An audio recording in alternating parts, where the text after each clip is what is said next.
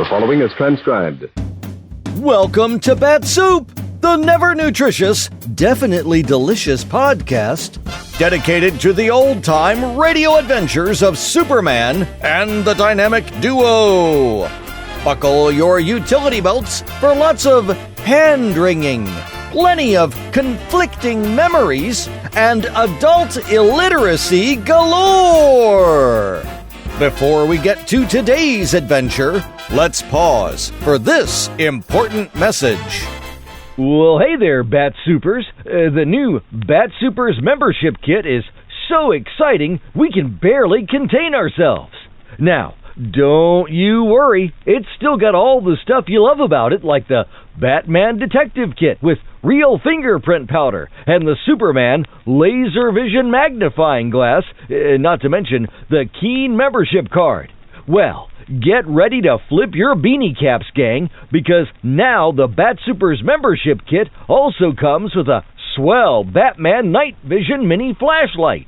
And this isn't just any kind of flashlight. No, sir. The Batman Night Vision Mini Flashlight has special infrared and ultraviolet beams as well to take your crime detecting to a whole new level. Yes, sir. This little gem is really on the flashlight beam for all kinds of neat uses. And you can only get it in the new and improved Bat-Supers membership kit. And to get it, all you have to do is either take your Bat-Supers membership card down to your local police station and ask for it, or just mail in the handy form under specially marked labels of never nutritious, definitely delicious Bat-Supe, available wherever fine podcasts are sold. Red Rover, send Big Brother on over.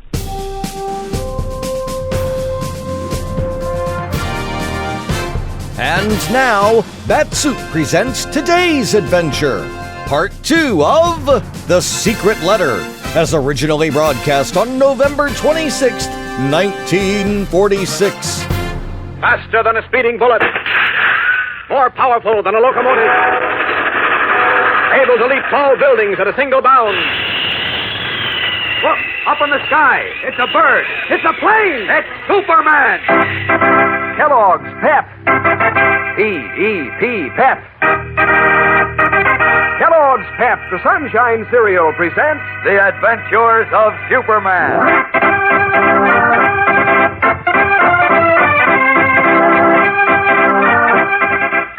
Today, a safe and sound Clark Kent returns to the fold of his boss, Perry White, only to learn that the sealed letter containing the secret of Superman's double identity is gone.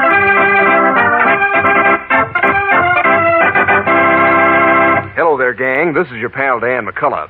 I'm telling you, gang, this brand new series of comic buttons, the new prizes and packages of Kellogg's Pep, is just about the most fun that ever happened. In the first place, they're old, familiar favorites.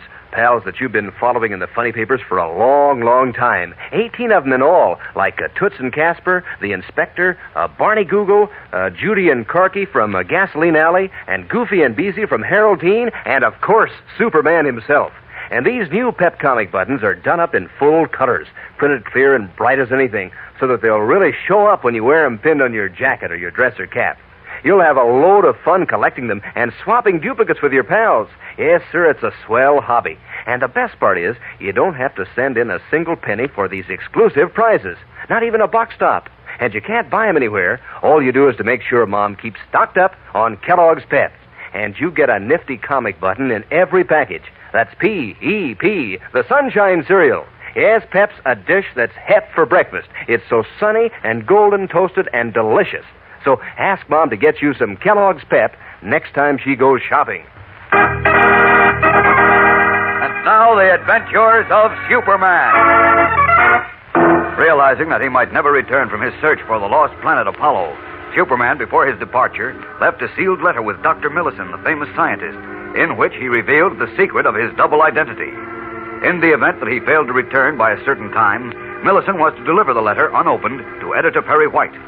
Returning to Earth a few hours past the stated time, Superman learned that Millison had just delivered the letter to White and Jimmy Olsen. And praying that they had not yet read it, he hurried to the Daily Planet newspaper in his guise of Clark Kent. In White's office, Kent learned that the letter had not been read only because it had disappeared. Shocked, Kent gasped. My enemies get hold of that letter. Why, anything can happen. Huh? Great Caesar's ghost, will you please tell us what this is all about? Gee whiz, I don't get it at all. Look, you didn't... No, I didn't commit any crimes or anything like that. It's just that well, you see...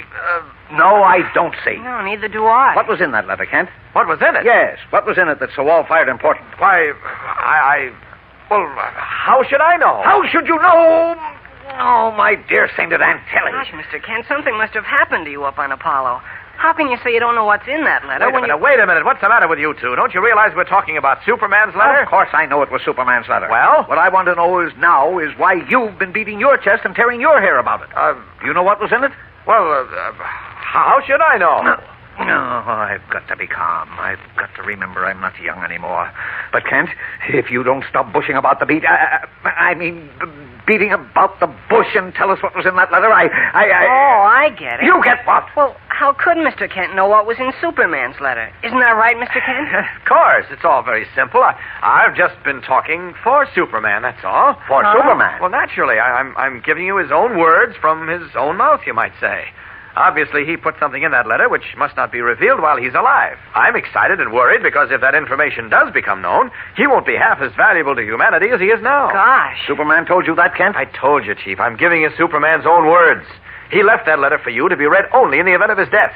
But fortunately, he came back safely from Apollo, and so he must get that letter back before its contents are read by anyone. Jeepers. No, well, why didn't you say so before? Instead of gabbing about enemies and... Well, I guess I was pretty upset. I still am, as a matter of fact. Now, what about that letter? What happened to it? I don't know. It just seems to have disappeared. Mr. White was sure he left it here when we went to the observatory with Dr. Millison. But when we got back, it was gone. How sure are you that you left it here in the office, Chief? I don't know now. I thought I did. Do you remember, Jim? All I remember is he was starting to open it when Dr. Bloomfield called from the observatory about sighting Apollo again. We ran out of here in such a hurry, I can't remember what happened to the letter. Oh, that's great. Think, Chief. What could you have done with it? I must have left it here because I didn't have it at the observatory. I looked. You remember, Jim? Uh-huh. But then it should still be here. That's right. I don't see it, but maybe it is still here somewhere. Come on, let's start looking. I'll go through these papers. We already went through them, Mr. Kent. No, we've ransacked the whole office, even the files in the wastebasket. Well, then where could... Now, look. You never lock your office when you leave, do you, Chief? Well, no. Why should I? Well, then someone might have come in, seen the envelope, and walked off with it. Say, that's right. Nobody could come in here but members of the staff, and none of them would dare take a sealed envelope off my desk. We can't be too sure. Well, I am sure. Anyhow, nobody came in here while I was gone. I've already questioned Miss Backrack, whose desk, as you know, is right outside my door. Wait. When you two left here with Dr. Millison, did you go directly to the observatory? Uh-huh. Yes. How did you go? Why, by taxi. What kind of taxi? What kind? Yes, red and white, checker, yellow, which? Oh, I think it was a red and white. No, the yellow, I think. Or was it a checker? Oh, come on, make up your minds. Which was it? Well, maybe it was a checker at that. Gosh, I don't know what it was now. Oh, and you call yourselves newspaper men. What? Well, gee whiz, we were all excited. A reporter is supposed to keep his head and be observant. Now, how do you like that for gratitude? We were worried about you fathead. We thought you were done for, and that's why we... I'm sorry, Chief. Really, I am. I shouldn't have said that, but I'm very upset, and it's just... Hello? Excuse me, Chief. This is Clark Kent of the Daily Planet. Yes, will you put Dr. Millison on the phone, please, and hurry. It's important. What are you calling Dr. Millison for, Mr. Well, Kent? I just thought maybe he'll remember what kind of a taxi you were in. Well, why is the cab so important? Oh, he thinks I might have dropped the letter in the cab, I guess. Yes, and what's more... hello, Dr. Millison. Yes, listen, Yes, I'm fine, thanks, but badly worried. Look, do you remember what kind of a cab you and Mr. White and Jim Olsen took from the Daily Planet to the observatory today? Yes, I mean, was it a red and white or a yellow or... A red and white, huh? Are you sure? Oh, that's fine. Did you happen to notice what the driver looked like? You didn't, eh? Oh, neither did I. No, I didn't either. All right, thanks very much. Well, I haven't time to explain now. Yes, later. All right, thanks again, Doctor. Goodbye. He said it was a red and white, eh? Yes, and Well, that's what I said first. Well, you call the red and white cab company, Kent. Our driver might have found the letter and turned it into his office. No, I'm going to the cab office myself. If the letter wasn't turned in, I want to find the driver. Come on with me, Jim. Keep your fingers crossed.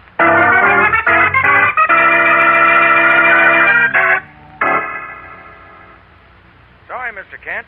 There was nothing turned in by any of our drivers today. Uh-oh. Of course, it might be turned in later. If you want to leave your phone number, No, why... I can't wait. The letter is too important. I've got to find the driver of that cab and talk to him. Yeah, but I... How are we going to do that, Mr. Kent?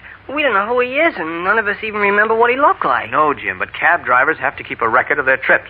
Isn't that right, Mr. Sandler? Yeah, that's right. Oh. Some driver's log will show a trip from the Daily Planet to the observatory on Mount Arthur around noon today. He's our man. Oh, well, let's get busy. Check the records. No, we can't do that yet. Can't? Why not? This trip was made around noon, as you say. Driver was working their first shift. Uh-huh. That's from 8 in the morning till 4 in the afternoon. Uh-oh. First shift drivers won't be in here till 4 with their logs. Gee whiz, it's just 3:20 now. Well, if you want to wait... We'll why, wait. We've got to wait. My only hope is that whoever found that letter isn't too curious to refrain from opening it. Taut with anxiety, Clark Kent starts pacing the floor of the taxicab office, praying that he may get possession of the precious letter before his enemies do. We'll learn in a moment where the all-important letter is. So stand by. Say, gang, it seems like you can almost feel excitement in the air these days. You fellows and girls are so hepped up about that new series of comic buttons in packages of Kellogg's Pep. Everybody's getting set to collect all 18 in the series and making dates to swap duplicates. That's half the fun of collecting these new Pep comic buttons, you know. If you open a package of Pep and you find a button like one that you already have, well, then you trade off with one of your pals who has one that you need in your collection. It's mighty exciting, and these Pep comic buttons are so doggone slick-looking, you won't want to miss out on a single one. You'll want Vitamin Flintheart and Flash Gordon and Superman and all the rest. So get busy on your collection, gang. Remind Mom to get plenty of Kellogg's Pep. That's right, you don't have to send in any money, not even a box top. And you can't buy these comic buttons anywhere, but you'll find a nifty comic button in every package of Kellogg's Pep you open. That's the Sunshine cereal, you know. Tastes so catchy and golden at breakfast that you want to eat lots, which is always a good idea because Pep's so good for you. Yes, sir, Mom will be glad to get you some P-E-P, the Sunshine cereal, Kellogg's Pep. In a room on the 18th floor of the Metropolis Hotel, a small, thin man with the round, pink face of a baby stands by admiringly as his companion, a tall, dark man with heavy black eyebrows wearing immaculate evening clothes, painstakingly knots his white bow tie before the mirror of a dresser. You sure look like class with that suit and fish eyebrows. Yeah, I gotta look like class tonight, Buster. Gotta mix with the high society, you know. Yeah, but don't worry, pal. I tell you look more like a dude than the dudes themselves. Ah, thanks. What's the idea of getting dressed so early? It's only the middle of the afternoon. I told you. Takes 3 hours to get out to this joint. Now, blast it. Now I spoil this tie, too. And I hope I got another. Hey, that's the third tie you thrown away. What's the idea? I gotta look just right. That's the idea. Ah, good. I got another white tie.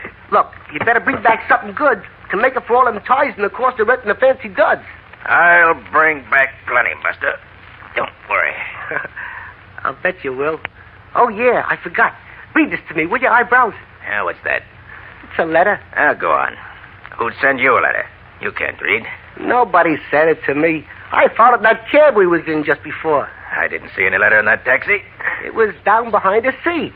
I always reach down for a look-see. And sometimes I find money that rolled out of a guy's pocket. This time I found a letter. I'll read it to me, will you? What do you want to read somebody's letter for? Go look at the funny papers. Good for more laughs. Oh, you already looked at him. Anyhow, I like to hear other guys' mail read to me. Come on, eyebrows. Be a good guy. Read it to me, huh? Haven't got time, Buster. Throw it away. I'll read you the comics when I get back. Nah, I don't like to. I like to hear letters. Please, eyebrows. All right. Gee, thanks. Come on. Give it to me. Hurry up, quick. All right, here it is. I got it out of the envelope already. Yeah, good. Says, White, Lois, and Jim. Oh, it's written to 3 people, huh? Yeah, 3 people. Prepare yourselves for a shock. Hey, it starts out real good, don't it? Since it's very possible that I may never return, What'd you stop reading for? Hey, wait a minute, Buster. What's the matter? Great snakes and fishes. This letter is from Superman.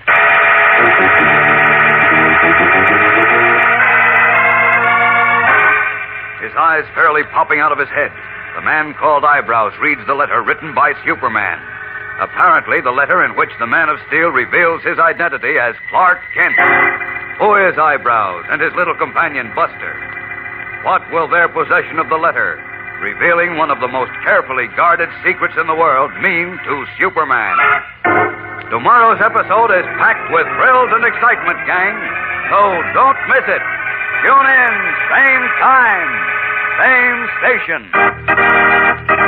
And remember, for breakfast, it's Kellogg's Pep. For excitement, the adventures of Superman.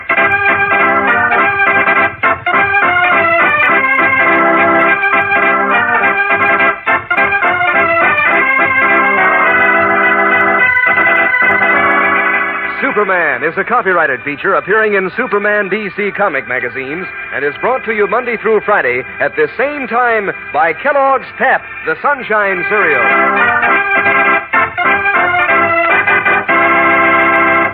Say, when you shiver out of bed on a frosty morning, gang, that's Crumbles weather. That's when you want a toasty kind of cereal with zip and go. Kellogg's Crumbles. Just the name makes you think of toasty words like crisp, crunchy, crinkly. Crumbles, sort of sweet and mellow rich. The only cereal in the whole wide world made in those crinkly shreds of real whole wheat. You bet, gang, this is Crumbles weather. Time for crisp, crunchy, crinkly Kellogg's Crumbles. And be sure to be with us tomorrow for the thrilling adventures of Superman. This is the Mutual Broadcasting System. That was part 2 of The Secret Letter from The Adventures of Superman. Thank you for listening. Never miss an episode of Bat-Supe by subscribing on your favorite podcatcher. Bat-Supe, a proud member of the Moonlight Audio Theater family of podcasts, is also available on YouTube and Facebook. Why not go there and give us a like? And we'll soon be heard as part of the Mutual Audio Network's Saturday Story Circle.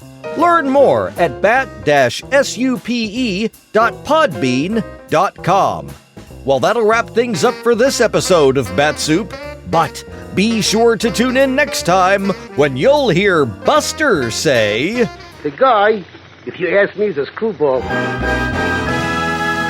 Do you know who said, absolute freedom of the press to discuss public questions is a foundation stone of American liberty?